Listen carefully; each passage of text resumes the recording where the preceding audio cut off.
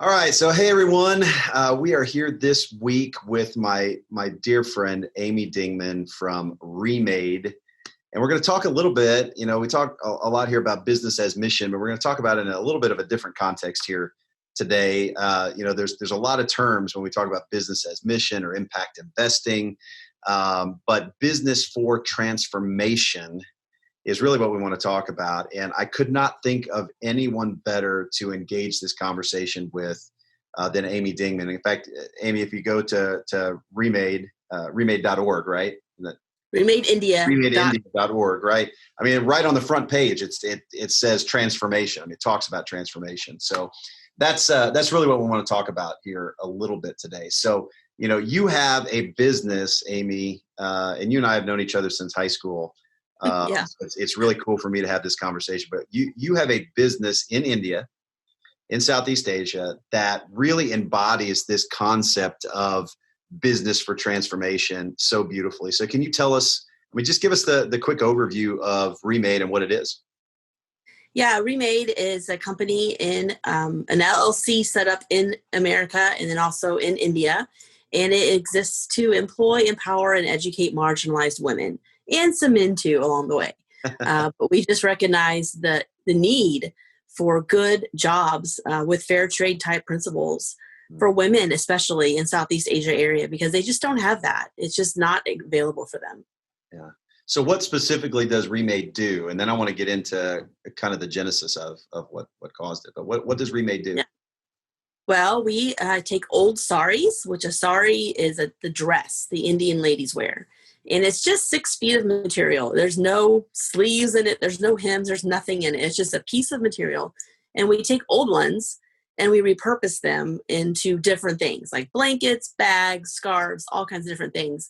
And we use a kanta stitch, which is a stitch that's indicative of West Bengal, India.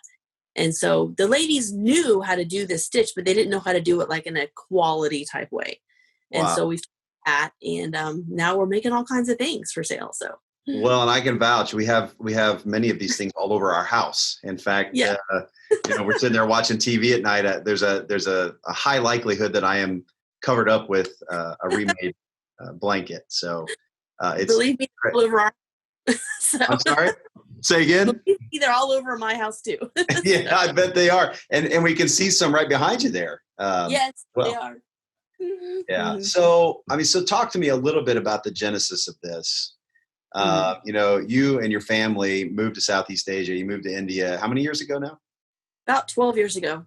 Oh my gosh. I was thinking it had been over 10. How does this happen to us, Amy? How does this happen? Yeah, I know. Yeah, but you did not move there with the intent of being a small business owner or starting a small business. So what did you see when you got there? You've alluded to it a little bit, but what did you see when you got there that ultimately led you to say, oh my gosh, like I need to start a business? Yeah. Like I said, just the marginalization of the women, the need. I mean, there's so many families there that they cannot pay for their kids to go to school. There is no free school in India. I mean, even in America, we have public school. Yes, you have to pay for book fees or school supplies, things like that. But in India, that doesn't exist. Every school you go to, you have to pay something. And so they can't send their kids. I would walk through the village that we are a part of, and I would see little girls out. And I would say, well, why aren't you in school today? Oh, we can't afford a book bag, so I can't go to school. If I go to school without a book bag, my teacher will scold me. I mean, just me, the way I'm wired, the injustice of that just lit me up. That's not okay that a girl or a boy or anyone doesn't go to school because they can't have a book bag. Right. So it's just thinking, okay, how can we do something here? How can this change? And what is it? And we had a lot of ideas. We had all kinds of ideas, but I think the challenge in that was figuring out like what would actually be transformational for them. What is something that I come with a Western mind into an Eastern world. So I have a lot of ideas as far as business, as far as what can make profit, what can make money, those types of things. But if they're not able to do it and do it well and find value in their work, that's not going to transform them. And if that's my ultimate goal is to transform those people, then I have to consider that more heavily than even profit sometimes. So for you, no, I love that. I want to park there for just a second because for you, what you just said there was it's not just the money. I mean, obviously the money was important. These women needed to be able to support themselves, support their Right. kids. But you said the work itself was part of that journey. What do you Yeah. mean? Yes. It's something that if I brought in, let's say, I wanted to make, what's another type of business? If I wanted to set up like some kind of store or something like that, could I teach the women, how to do supply and demand, how to talk to vendors? I could.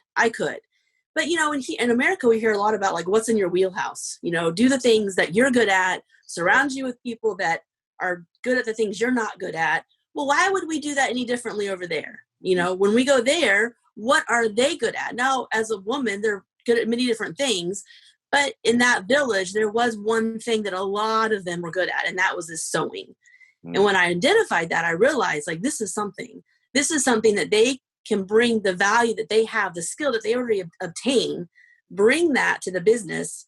Yeah. We can improve on it, and then they can find value in that work when they see these things sell. And it's happened, which is amazing. So, some people may be listening to this, right? Because we hear about a lot of clothing and a lot of things that are made in other parts of the world, right? And they may be thinking, oh yeah, well, Amy and her family, they're just taking advantage of these people and, they're making stuff, sweatshops, and now they're selling it to make huge profits. I know that's not who you are. So tell me a little bit about how the economic, situation works. Yeah. Yeah. And that unfortunately does happen in this world. And that's why it's important to think about where we buy things from.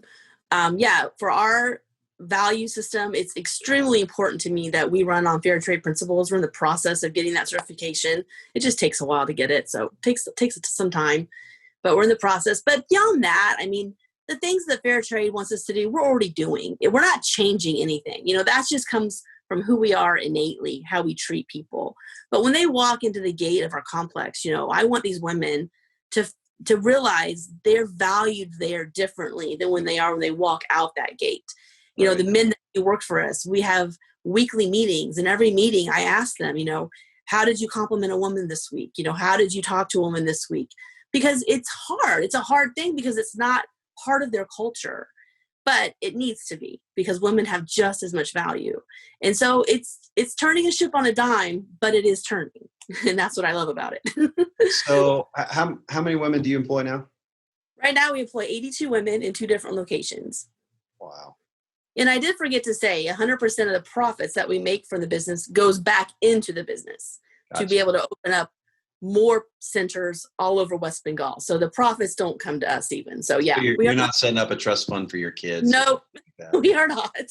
In fact, we have a school bill due. So fair enough. Yeah. Fair enough. So 82 women, that's just incredible. And not only are you recognizing the image of God in these women's lives, right? But you're providing them employment, income, dignity, and you're helping them leverage how God made them and the unique gifts that He's given them to add value to the world around them. I think, and that's what I think is so beautiful about business that we take for granted, right? I think in some people's minds, it's business is just a way for me to take something from somebody else, right? Or gather something from me and take it from you. And I think you're showing us something completely different here. So tell me a story. Like, what's a story that sticks out of one of these women? There's so many. We've been in business for 5 years in January, and so things just keep happening. And I keep thinking like I won't be surprised, but I am every time. I'm still just hot over stuff. One time, this lady came to me. I won't use her real name, but let's call her Halima. She came to me and she says, "Auntie," which is what they all call me. "I want to show you something." And I'm expecting, I didn't know what a new purse, a new bag, something like that, which is fun for them to get because they've never had pocket money. Now that they're earning money, they have some pocket money. And in Indian culture, at least in village rural Indian culture, if a woman has any money, she has to ask for it every single time. There's just something not dignified about that. It's nice to have your own money that you have access to, that if you want to go buy a new bag, you can do it. Or if you want to go buy apples instead of oranges, you can do that, And so they're able to do those things now. Well, I walked outside with her and we walked up to this brand new scooter. And I'm looking at it and she just stayed there with this gigantic smile on her face. And I finally realized, like, she's not saying a word to me, but she's standing by this brand new scooter. And I said, Halima, is this yours? Is this your scooter? And she said, yes, Auntie, it's mine. I bought it last month. I saved all my money for the past 6 months that I earned, and I bought this scooter. And I fell apart. I was so shocked. I'm expecting something small, and she has a scooter now. And she flies all over that village to this day with her son on the back, taking him to school, all kinds of stuff. It's so fun to see. So see, that's transformational business practice right there, though. You know, and I think those are the kind of stories that we like to see. I mean, I know you guys are really into kind of holistic business, right? Yes. I mean, it is an economic conversation for you, but what are some things you're seeing happen in the lives of these women beyond? I mean, that story was incredible. The fact that they can, now, use their skill set to create value that brings money to them that they can utilize in that way. Yeah. Yes. But beyond the economics alone, what are you seeing in the lives of these women on a holistic? Yeah, I feel like we do have two bottom lines, and we have the business bottom line, which is like the profitability, all those things you get taught in business school. But you also have the spiritual bottom line. You have the holistic bottom line, which if I have to choose every day of the week, the holistic bottom line is going to win out. Even if what we're doing holistically doesn't make business sense, well, God makes up that difference, and I'm not going to discount God. He's able to make up that difference every single time, and I've seen him do it multitude of times. One thing I think is neat is one thing I've done is when I have people buy our products, there's a tag on each product and it has a lady's name who made it. And so I do that intentionally because I then put their picture on our website, remadeindia.com, and under artisans, you can go find their picture and a little bio about them. I do that. But then I also, when people show me the stuff that they make, I take a picture with them with their product and I hold up the name tag so I can see the name. Then when I go to India, I find that lady and I say, look, this is the lady who bought your item. And I have been to their homes after I've shown them this picture and they have the picture on their bedpost. They have the picture like on their mirror, on some small space that they have. One lady had it right by her cutting board. Well, it's not really a cutting board. It's just a piece of wood, honestly. But right there, because that's where she's at most of the time. And she just stares at that picture. And that just brings so much value to them. And then friends, men, family come to their home and they see this picture and they ask about it. And that just automatically brings value and dignity to them and transforms their place in the family. Because before, they weren't a provider. They weren't the one that was helping the family economically or sustaining anything economically. Now, many of them are. They are the economic breadwinner of the family. And so that just increases their place, their status in the family. Unfortunately, that's the way it works, but that's the way it works. And if that's the game, I can play that game and we can win it. It's really incredible, Amy. I mean, I think your story has been so inspiring in so many ways. What would you say? I know there are a lot of entrepreneurs. Maybe they don't live in India like you guys do. Maybe they live right here, in Indianapolis, right. Or various places, right? But there are a lot of people that are saying, "Look, I've got skills in business. I've got an entrepreneurial bent. Yes. How can I use this? I guess what would you say to maybe a younger entrepreneur, somebody who is saying, I want to use my business acumen in transformational ways? I mean, I would say, first of all, just be obedient to God. You just do and learn the most about the giftings that you have. Whatever giftings God has given you, you do the best you can in school, you learn about it, and leave it up to God as to how he's going to use that in your life, because he will. That's not a concern. Like, God will use the stuff that you're good at because he's given you those abilities. So he's not going to waste it. So I wouldn't concern myself with that as much as finding ways to be better at those things, to find ways to enhance those giftings, whatever it might be. But I think it's so awesome when I do go into businesses here in America and they are, B for T. There's a principle there and you can feel it. I go to places like, I don't know, and this is not a negative thing. It's just a difference, like a Chick-fil-A or a Hobby Lobby. They're great businesses. They're run really well. And I love going there because their service is excellent. But I never walk into a Hobby Lobby or Chick-fil-A and someone asks me how I'm doing. No one knows me really. They don't know my family. And that's okay. I don't expect that. But there's sometimes I walk into a coffee shop in downtown Indianapolis, or I walk into another type of business, and they know me. They are operating on B for T or BAM principles. And that's the difference. Just because something is Christian owned doesn't make it a B for T type of business. We have to push those principles out. And that's what you need to focus on. How can I do that through what I'm doing? It's the relationships, I think. Yes. For you, the lives you can touch. I've always said the marketplace it opens up relational. It's not just financial transaction; it's a relational transaction. Oh, absolutely. You add value to the life of someone else. They add value to you, and hopefully, with good business models, everybody comes off better than they were on their own. Exactly. Right? It's a connected reality. Amy, I know you're a second generation entrepreneur. Yeah. I know your dad would be super proud. Thanks. What you're doing right now. Yes. But why don't you tell us, just in closing, tell us where we can find stuff, where we can find more research on ReMade, and more importantly, where we can maybe buy some products that help this transformation continue. Our website's the best place, remadeindia.com, and under there, shop. Anyone that listens to this, use the coupon code Friends and Family. You'll get a discount for that. But that's where most of our information is. We're on Facebook. We're on Instagram under ReMade India. You can find a lot of information. And we do live sales on Facebook too. Occasionally we'll have one in a few weeks as well. But yeah, just look us up on social media and our website. That's the best place to find us.